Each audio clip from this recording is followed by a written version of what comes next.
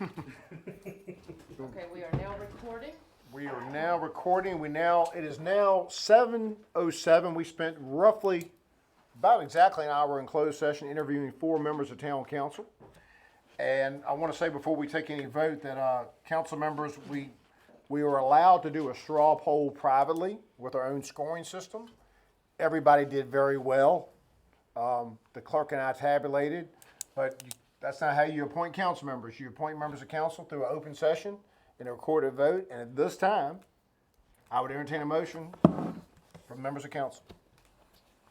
I move that we select Jacob Allman to be our next appointment for Ward C. Hopefully our last one until elections. Is there a second to the motion? That's second. All right. Motion made, duly second. Any discussion? Hearing none, all in favor say aye. Aye. Opposed? Jake, we congratulate you on your appointment to council. You're one of the, we believe you are the 3rd youngest member ever to join this panel. And I also want to congratulate the other 3 applicants because we really had a great conversation about not just the applicants, but about your observations, insight in Blackstone. And I know that there's room for there's plenty of room to serve in this town in different capacities. And we know we're going to still see you folks, and we appreciate that. I do pros and cons on each one. I had no cons for anybody. It was really good. And the same was with Ward B. We've really been lucky. We've had 3 resignations in less than 6 months, and we've had a total of 9 people apply to be on town council. And in local government today and government in general, it's not a plush assignment. So, Jake, we will get him sworn in so he can be at our March 21st council meeting. And of course, we got to take him to the secret ritual, the secret initiation.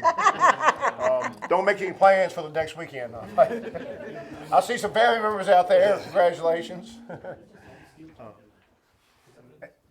And we're going to get on with the rest of our agenda. We have a few agenda items that are boilerplate, and then we have one closed session with personnel.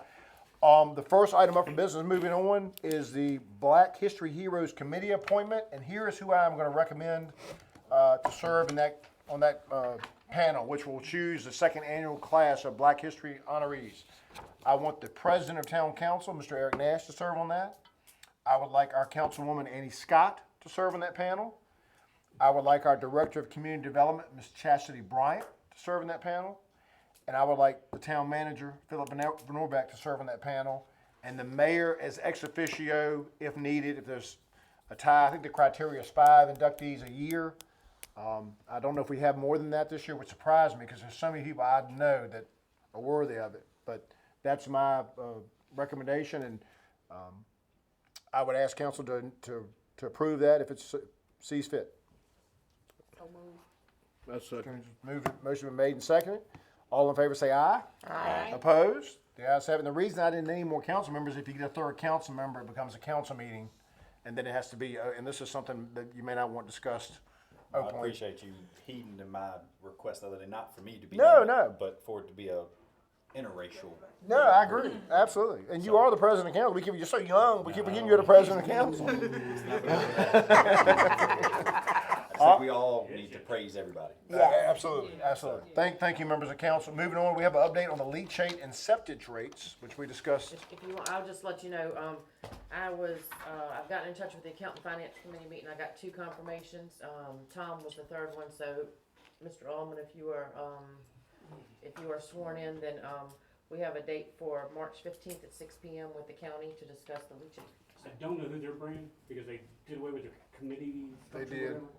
I don't know if it's a full meeting on their part, but their advertising will be up to them, or if they just grab a couple board members. But just talking about the rate for the leachate altogether and tipping schedules that they propose. I think it's good we come to some kind of horse trading and put it in writing, and therefore future generations will know what the deal is. Because I worry right now we're going to be in a race to the top. We go up, so they go up, and That is scheduled for March 15th at 6 p.m. fantastic. That's great. Moving right along with the agenda, we have an update on the tourism position with a job description. Is that? Ben called me today and I said, I don't know if we're talking about that today, so if we can, hang tight, but I will report. And I told Field, I don't think we're doing anything with it tonight. I told Ben to tell Field, so I don't think they're here.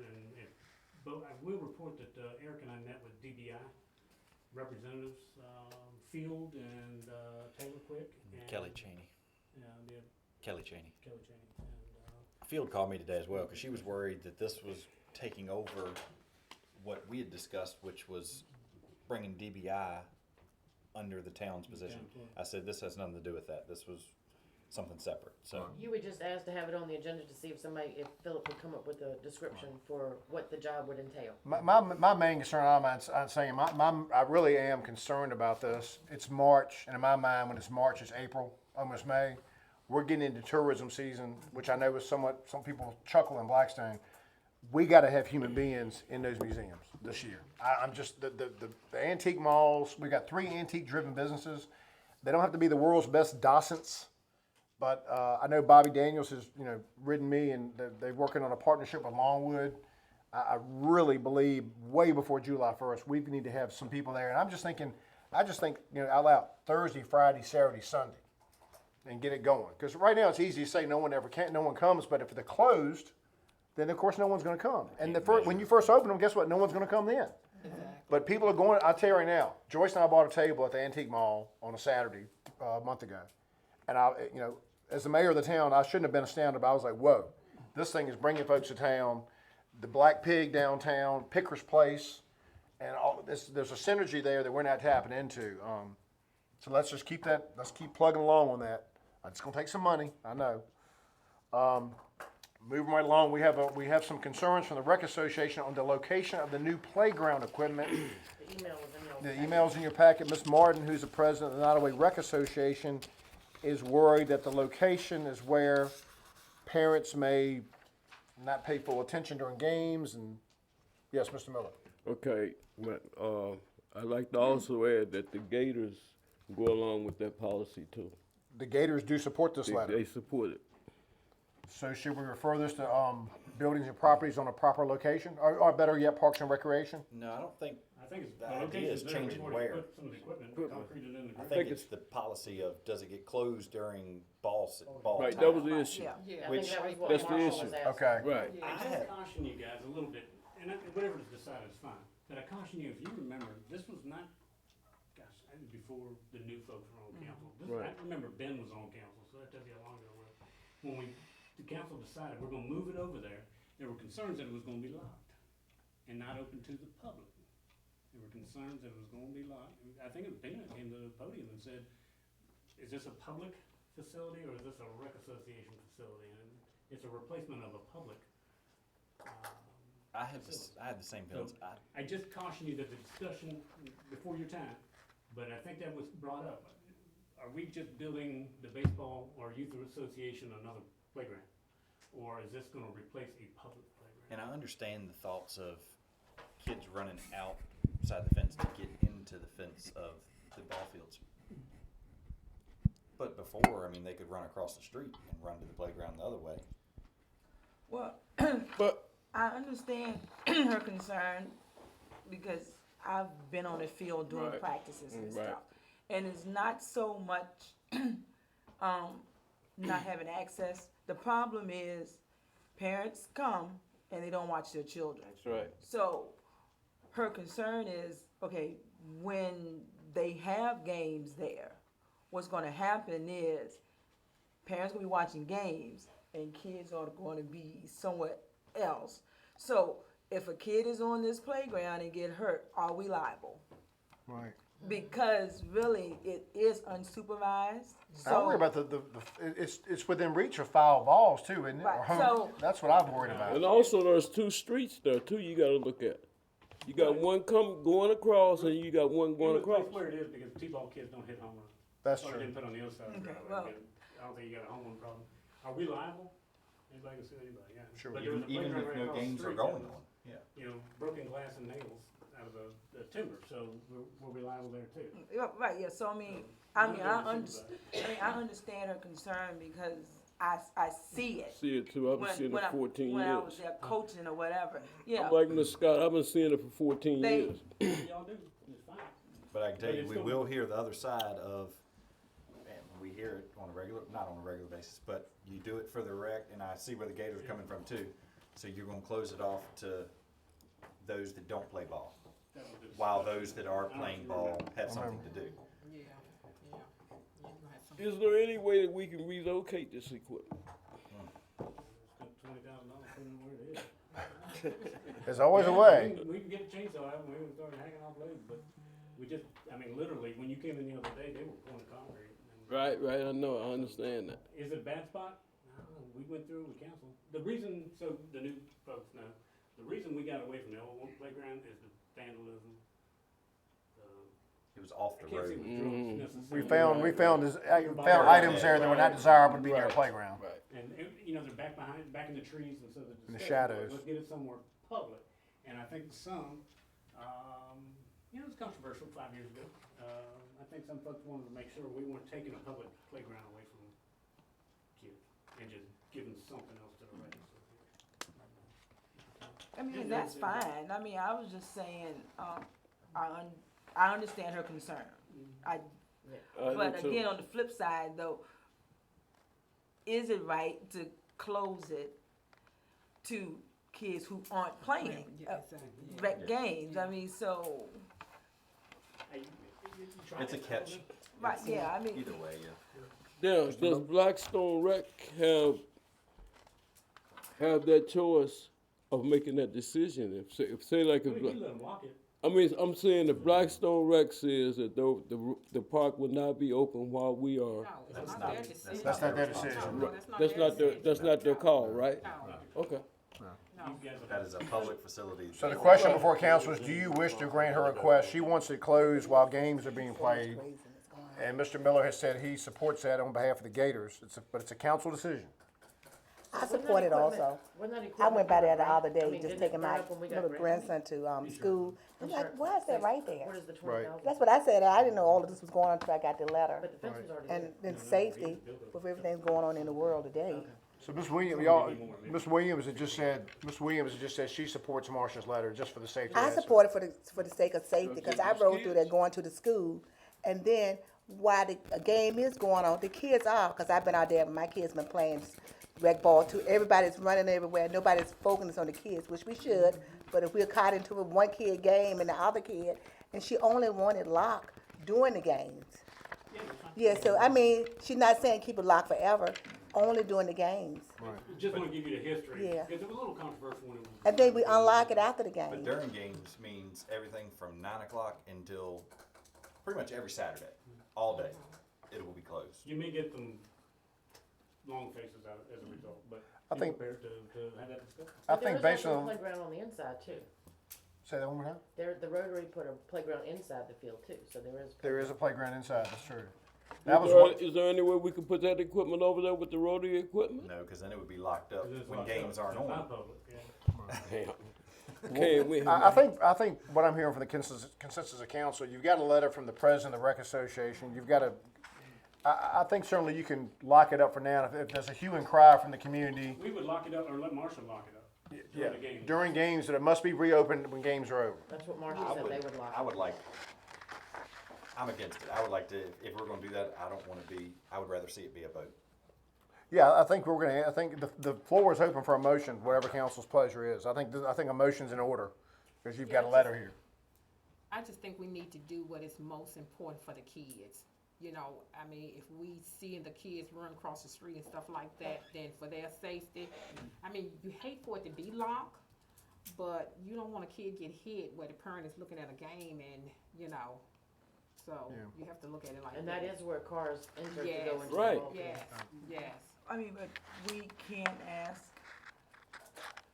Marcia to put someone from rec over there during game time if they want the kids to go play. I mean, because realistically, parents should watch their children. But So, so if instead of, if that's her concern, why can't the rec department stipulate that when your children go during game time, you go with you have to have adult supervision. Right. Because then we're not keeping kids out who don't play. Philip, Yeah. how does that Yeah, you fence can look- line up yeah, both ways behind is that, kinda, you know, behind the flagpole? I was wondering, is there a way we can lock the exterior gate, So I was but thinking put that- an interior gate And put that's a within interior- our If fence? there's room for it, that's what I was thinking, that maybe we just create it so you can get in there, but there's two gates, one of them would have to stay locked. Correct. Okay, the one on the roadside, and then. But it would be unlocked when games are not happening. Not happening, exactly. Yeah.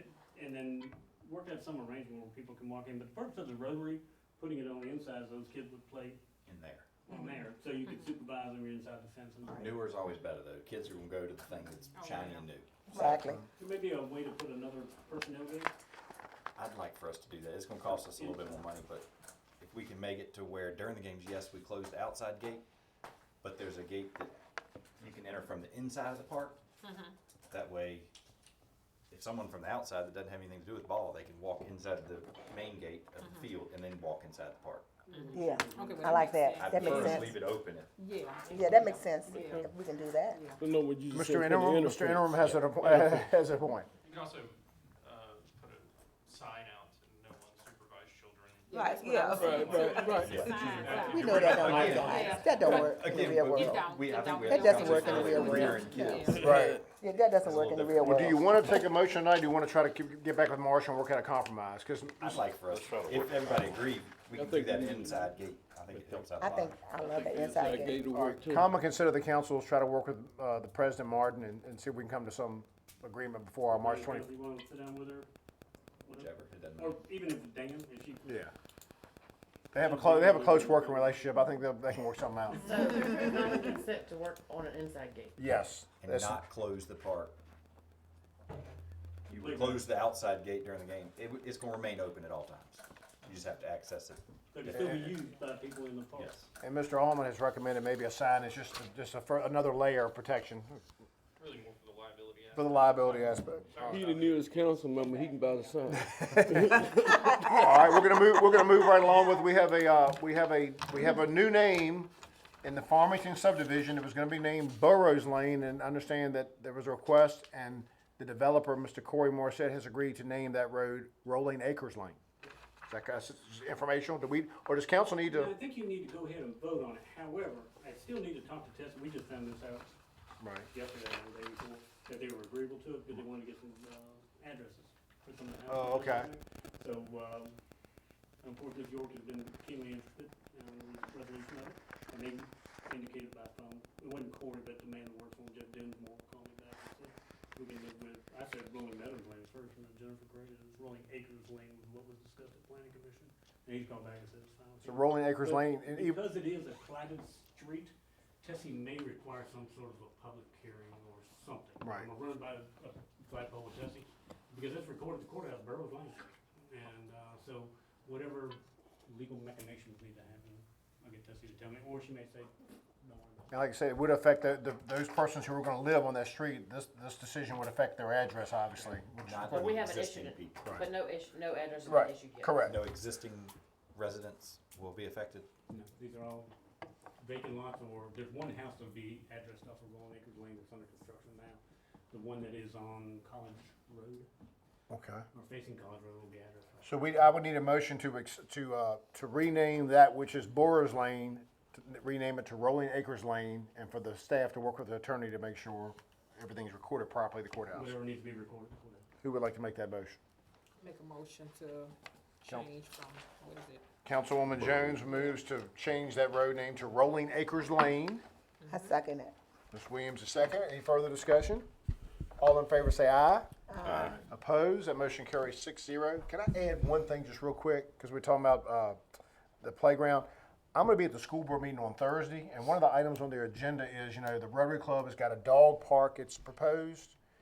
And, this council has not taken a position. We presented it to the school board because before we can create a dog park, we have to get school board permission because we're leasing the land from the school board. Any physical improvements have to be approved by the school board first. So, I'll be there, and if any questions, the site is right there on Oak Street. I'm getting chatter that some folks on Oak Street aren't really happy. The first site is right across from Pastor Riley Bagley's house. The alternate site is right across from Miss Lynn Shackleton's house. It's a 50 by 75 foot gated area. I just want to let everybody from council know I'll be there. I'll answer questions. I just want y'all to know, because people are asking me what's the status of the dog park. This town has to get permission from the school board to even proceed. Is that correct? that is correct in my understanding. And I guess before we bring it to you guys, let's find out whether schools Right. are even grooving on it, since going through a long process as the schools are negative on the idea anyhow. It's just really a fence and some benches Right. and a dog waste station, I think, that they're Right. proposing. I don't know if you know any more about And then some Rotary. little obstacles and stuff that the Rotary's building themselves. Right. So I just want, I mean, there is, I've heard a lot of people, especially new residents of Blackstone, ask about it. You know, this is one of the things we're gonna see with new people coming to town from different areas. They're used to certain amenities. And I think we're all animal lovers. So I just want to let, I'll be there to answer questions. I want to make sure I'm representing the council accurately, and that's fine. We have one more item before a closed session on personnel, and you've got an emergency procurement from the election department. What are you doing, paying everybody's fuel adjustment charge? No, but I will tell you, like everybody else in this country, buying materials or supplies is of utmost importance in basically a crisis situation. We have several hotels. We have an expanding tire industry here in town, and one of our obligations is to provide power to those facilities. Currently, we have bid out buying some new transformers. If you remember, we awarded one, which was a 50-week lead time. We've got prices again, and it was an 84 to 86-week lead time, and the bid amount was $76,228. And as a matter of record, I'll read this, and it says on March 1st, 2022, sealed bids were received, open, and read publicly to furnish the town of Blackstone with single and three-phase pad-mounted distribution transformers. I think this is in your packet if you follow around. The town only received one bid in the amount of $76,228 with a lead time of 84 to 86 weeks, and if I'm not mistaken, it's over 18 months there. This is a project-specific order, and that projects are these hotels. And the lead time caused major costly delays to the town, has declined that bid. The town has issued a purchase order to Southeastern Transformer for one 150 kVA and one 300 kVA three-phase pad-mounted transformers in the amount of $18,208.55. Why did we do that? Because they were on the yard. They're reconditioned transformers, and he says, if you want them, let me know. And I gotta have them. The reconditioned transformers, they're not brand new, so they're a lot better than what we got, and which is nothing. Where would they be? Where are you looking at? Is this over at VMAC or? I think one of them is at VMAC, and one of them may be McCormick's new facility up here. All right, so you need a emergency procurement. Authorized. We didn't formally seek bids. Dan called Southeastern Transformer, and they said they had some reconditioned ones on the yard. It's a whole lot less, but they are lesser product. Are these pass-throughs? Are they paid for by the project? Well, VMAC would not be. If you remember, VMAC is part of that IRF project. McCormick would not be, because if you remember, there's a negotiated $60,000 figure that can be drawn down. So not necessarily, no. I wouldn't say they automatically. Comes off of McCormick $60,000. It would come, if used for that building, it would come off at $60,000. But one of them was $10,000, the other one was $7,900. So in other words, we were going to spend $76,000 and wait a year and a half, whereas these are available. And what's the lag time on these? They'll put them on the truck now. Members of council, what's your pleasure, Mr. Morgan? When they're refurbished like this, is there any type of warranty that comes on? You know, I'm sure there is, but I don't know. I couldn't tell you definitively whether there is or not. I don't want to assure you that these things won't break down. They're reconditioned transformers, and you can see the difference in prices between new ones and reconditioned. So, but we've got to get some transformers, and we're really struggling to find them. We've got an order in now that won't be here until October at the earliest. When we hear we're getting up in the morning, we hear the transformers blow and the power blinks. Mm-hmm. When that transformer blows, does that normally mean that transformer's is done? I would say 99% of the bangs you hear during a storm are not transformers. Oh. They're the fuse. Okay. And you can drive along. You probably know, being on the fire department, you drive down the street, and then what the guys are doing when they're riding around with a flashlight trying to figure out where it went, you can see that the fuse line is open. Okay. So it's not typically the transformer. Not to say a transformer can't have some kind of problem, an overage, or get too hot or something and catch fire, but usually those bangs are the fuses. Members of the council, I'd entertain a motion to grant the town manager's request. So Mr. Morgan has moved. Is there a second? Ms. Jones has seconded. Because it's more than $10,000, we need a roll call vote, starting with Mr. Nash. Aye. That motion carries 6-0. And just so you know, the town code or the state code does require that we post it on EVA and on our website, and we will be following through with the state requirements for the emergency procurement. But I appreciate it, because we really got lucky in finding a couple. Is there, Dan got lucky. do we have to specify specify for Jennifer where this would come from to keep from doing an appropriation or? Well, if we've got the money budgeted already, if there's enough in materials and supplies in the electric department, you don't have to do anything. But if we run over, she may have to come up for a, I'm certain the 76 would have put us over. But the 18, I would just have to see how much wire Dan has bought and how much line Dan's bought and all that. How much is left? Anything else to come before the council before we go in closed session for personnel administration? I'm gonna talk in code. I hate to do this. You share with me an email. Is that something that's gonna be? Yeah, if you want to bring it up. Yeah, I mean, Well, I mean, it's not a top secret. I think several months ago, there was some discussion about the bowling alley.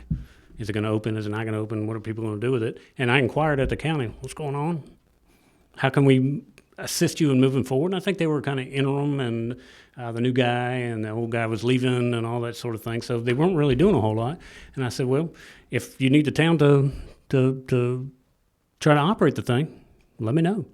And she emailed back and asked if we were serious about it. I haven't talked to the council about it. I don't have a business plan. I certainly don't think the town could run it. But if the county's in town and going ahead and getting at least to an operator, let them do it. I don't think the town should do it. But if the alternative is things sit closed, then it may be worthwhile. But it looks like, and I think Tom Taylor brought it up at a Board of Supervisors meeting not long ago. What about the armory? I think that may have generated some discussion, and I got that email today. But you mean, what about the bowling alley? bowling alley. He asked the question, and Sherman turned him off or Right. something. Yeah. All right, all options on the table. Anyone in the audience wants to run a bowling alley, it could be a great fun deal. Seems to me the county is in the process of getting something going there. All right, I need a motion to go into closed session for personnel administration. So moved. This is code 2.2-3711. I believe it's code section A, number one. Mr. Miller has moved. Is there a second? All in favor say aye. Aye. All right, we will go in closed session. Thank you, everybody. Congratulations, Thank you. Jake. Thank you all for applying. Chris,